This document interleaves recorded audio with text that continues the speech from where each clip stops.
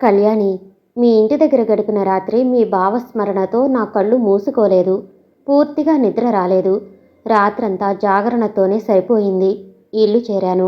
పని మనిషి కనిపించి చెప్పాడు, నిన్నంతా మీ బావ ఏ ఆహారం తీసుకోలేదని, బలవంతం మీద కాస్త కాఫీ తాగారని, ఆ రోజు కూడా కాలకృత్యాలైనా తీర్చుకోకుండా బెడ్ కాఫీ తాగి పడగదిలోనే సత్యాగ్రహం సాగిస్తున్నారని విని ఒకే ఉదుటున గదిలోకి వెళ్ళాను.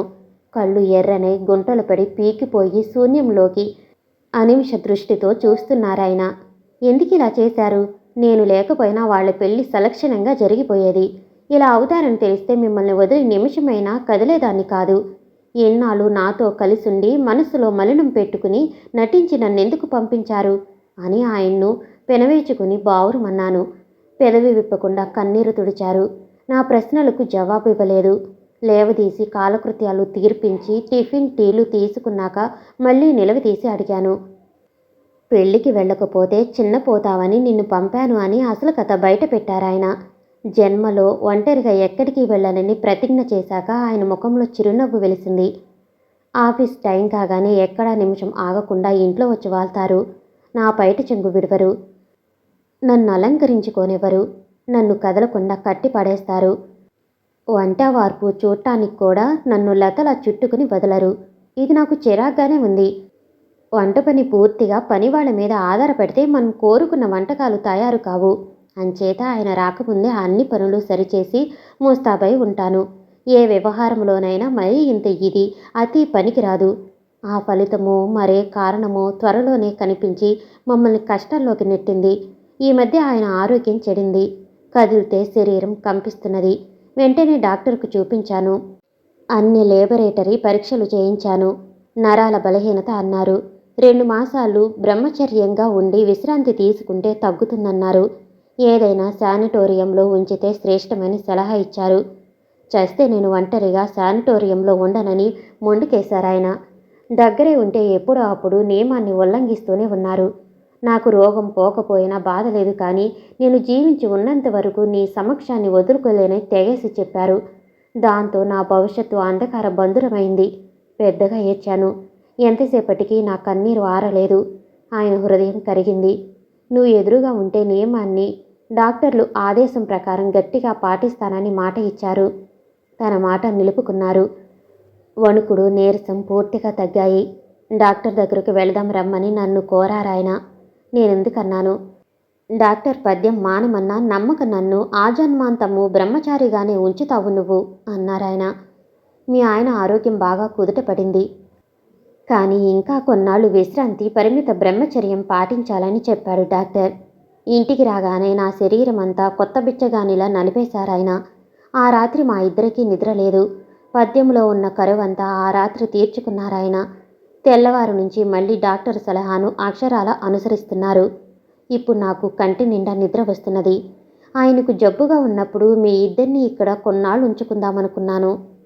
కానీ ఎందుకో నీకు తెలుసు మానుకున్నాను.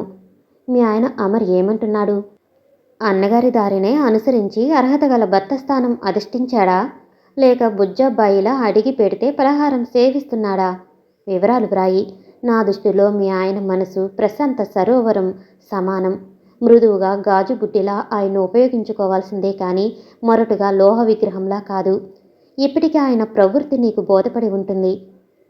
పిట్టను ఆత్మీయతతో హృదయ పంజరంలో పెట్టి బంధించు. అనురాగంతో ఆరాధించు. ఇదే నీ మీద అభిమానంతో నీకిచ్చే ఆదేశం. ఈ ఉత్తరం చదివి చింపు. ఇట్లు నీ సరోజ.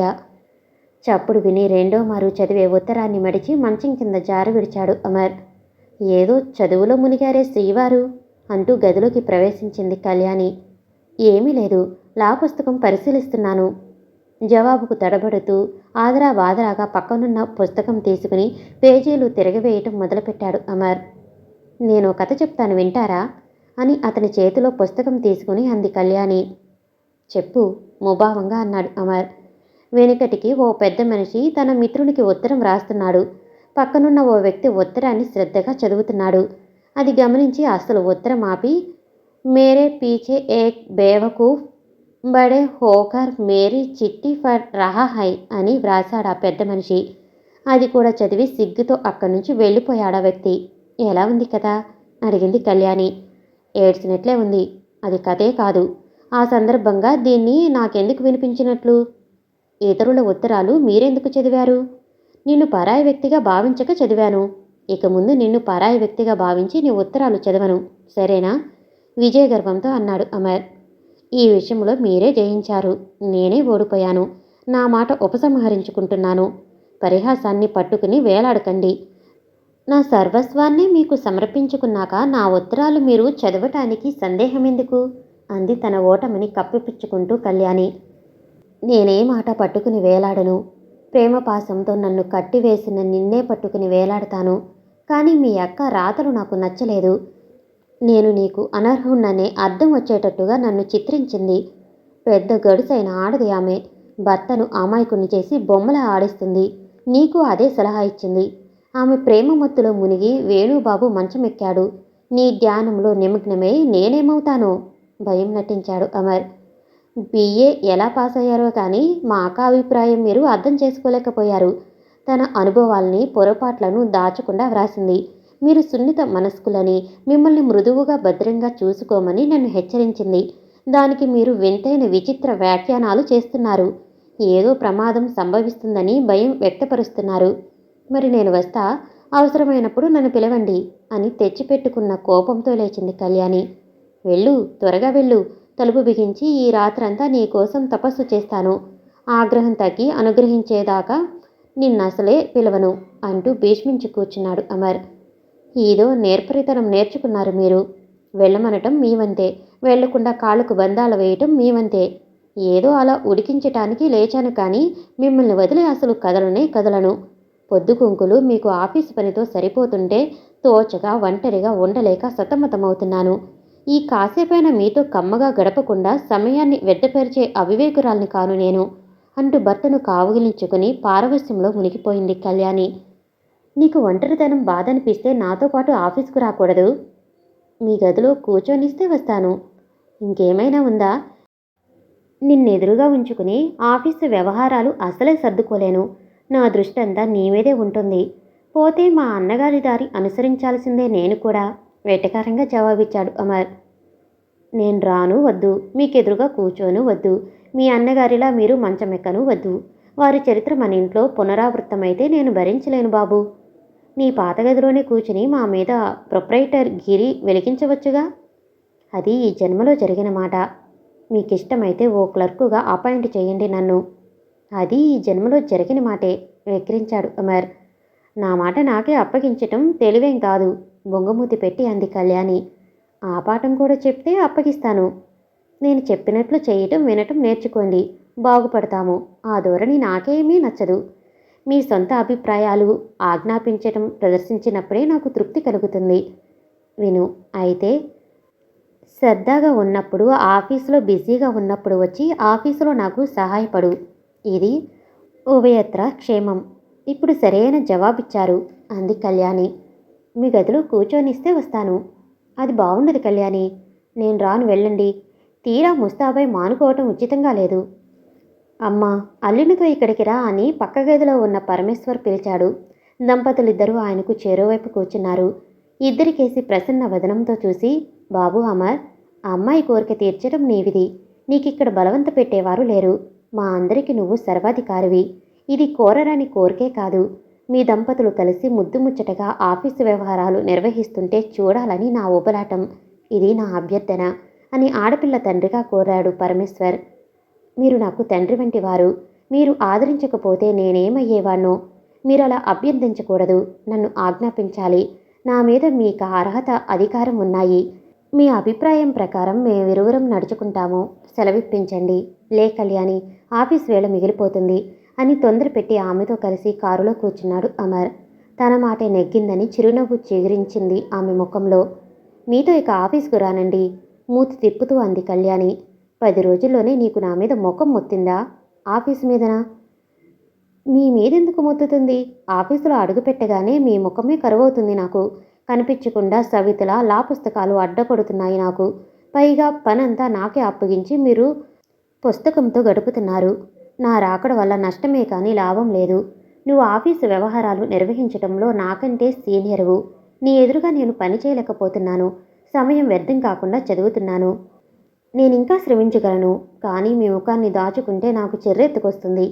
చదవటం మానేయమంటావా? అనను. కానీ నాతో కలిసి పనిచేయండి. కొంచెంసేపు చదువుకోండి. చిత్తం. మీ ఆజ్ఞను రేపటి నుంచి అక్షరాలా ఆచరిస్తాను. నోటికి పెద్ద లడ్డు పెట్టి ఈ చిత్తాలు శివాలు తగ్గించుకోకపోతే నాకు చిరాకెత్తుతుంది. ఇవాళ షాపుకు వెళదామా అమరుబాబు? ఎందుకు? ఆడాళ్లకు అనేక పనులుంటాయి. అవన్నీ మీకు చెప్పలేను. నా దగ్గర డబ్బు లేదు. కాబట్టి ఈ షాపింగ్ 1వ తారీఖు వరకు వాయిదా వేసుకో. మీ దగ్గర డబ్బులు లేవా? బ్యాంకు నిల్వలు అప్పుడే హరించుకుపోయాయా? అంది ఆశ్చర్యం ప్రకటిస్తూ కళ్యాణి. బ్యాంకు నిల్వలు హరించుకుపోలేదు సరికదా, ఇంకా పెరుగుతున్నాయి. నా దగ్గర డబ్బు మాత్రం ఖర్చయింది. 500 అమ్మ వాళ్లకు పంపాను. మిగిలింది మన సాదరకు ఖర్చయింది. అంచేత ఫస్ట్ దాకా ఆగమన్నాను. అంటే ఇప్పుడు కూడా మీరు ప్రతి నెల జీతంతో అపాయింట్మెంట్ ఆర్డర్లు ప్రకారం వాడుకుంటున్నారన్నమాట. అవును, అంతే. కూర్చుని తింటే గుట్టలైనా దాగవు. కాబట్టి దేనికైనా హద్దంటూ ఒకటి ఉండాలి అని తన చర్యను సమర్థించుకున్నాడు అమర్.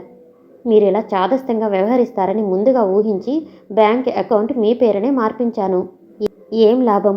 ఇంటర్వ్యూ నాడు లాగానే ఇప్పుడు కూడా ఉన్నారు మీరు. ఇంకా నా భేదం మీలో పోనే లేదు.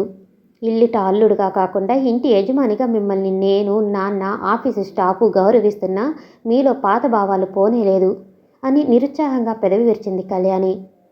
పరిణామం అర్థం చేసుకున్నాడు అమర్. కాసేపు దీర్ఘంగా ఆలోచించి బట్టలు వేసుకున్నాడు. ఏ కళ్యాణి, త్వరగా ముస్తాబుగా అధికార స్వరంతో కఠినంగా ఆజ్ఞాపించాడు.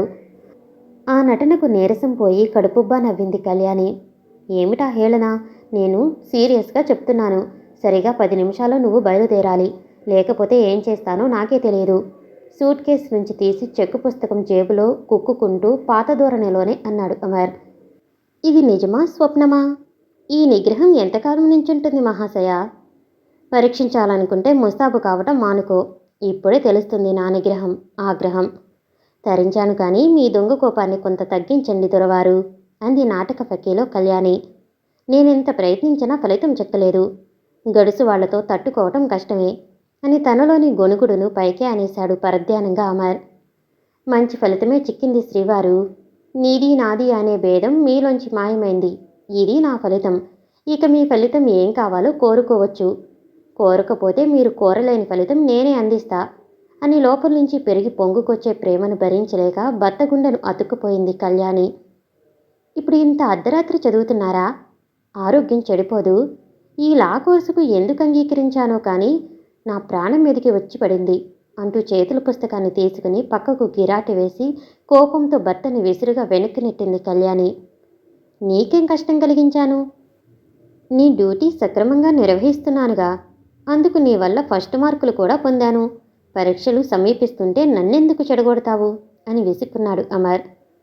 మోగతనం పోయి ఎంత సరస సంభాషణ నేర్చుకున్నారండి మీరు. మీ ఆరోగ్యం చెడితే నేను సహించలేను. అందుకే అర్ధరాత్రి జాగరణ మానుకోమంటున్నాను. ఈ న్యాయవాద పట్టాపుచ్చుకుని మీరు సాధించేది లేదు. మనకు అవసరం కూడా లేదు. ఇక నిద్రపోండి. జో కొడుతూ జోలపాట పాడతాను. నా ఆరోగ్యానికి ఏదైనా లోపం వస్తే మీ అక్కలా నువ్వెదురుగా ఉంటావు. అంతకంటే నేనేది కోరుకోను. నేను ఎదురుగానే ఉంటాను కానీ ఆ అబ్బాయి గారి పప్పులు మన దగ్గర ఉడకవు. మీ అన్నగారిలా బలవంత బ్రహ్మచర్యం అనుష్ఠించాలి. నిజమే మరి అని కాసేపు ఆలోచించి, నేను ప్లేడరునైతే మన పరిశ్రమ తాలూకు వివాదాలకు ఇతరులను ఆశ్రయించే అవసరం ఉండదు. నీ భర్త వకీలైతే నీకు గౌరవమే. నన్ను అభ్యంతరం పెట్టుకో కళ్యాణి దీనంగా అడిగాడు అమర్. ఒక షరతు మీద సంతోషంతో అంగీకరిస్తాను. రాత్రింబవళ్ళు మీరు పూర్తి విశ్రాంతి తీసుకునే పద్ధతి మీద అయితే నేను అడ్డు పెట్టను. పగులు విశ్రాంతి తీసుకోమంటే పర్వాలేదు. రాత్రులు మాత్రం నా వల్ల కాదు అన్నాడు అర్ధాంగి పరిష్వంగంలో పరవశిస్తూ అమర్. చిలిపి మాటలన్నీ మీరు నేర్చుకున్నారు అమర్ బాబు. రేపటి నుంచి ఆఫీసుకు నేనొక్కదాన్నే వెళతాను. మీరు ఇంట్లోనే ఉండి బుద్ధిగా చదువుకోండి అంది ఆనందంగా కళ్యాణి.